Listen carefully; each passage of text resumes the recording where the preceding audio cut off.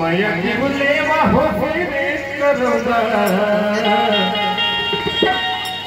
मैया की बुलेवा हो करोदा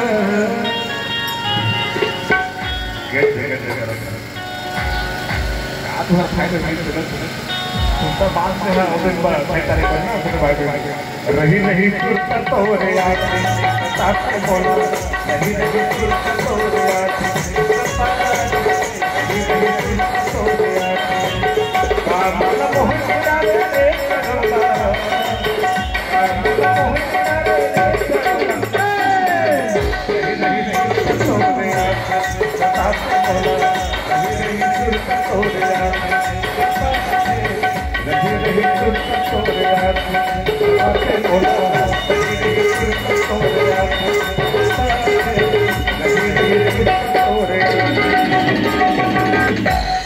बहुत बहुत धन्यवाद आपको ताली भाई और ताली सुनता अच्छा हो देखो मैं जब बात बिल्कुल सत्य बात बोला था किरण यादव बिल्कुल सहज परिवार की बहु बेटी है और राजनीति में पहली बार आए और जो राजनीति में पहली बार आते हैं वो हाँ काम पढ़े अपने बात तो करे और जेने तो राजनीति में पहली ना के सीख पढ़ के वो सिर्फ वादा करना ये बात का ध्यान रखना है और सूल छापना छप्पा लगाओ और ये 28 तारीख मंगलवार और किरण यादव बंदी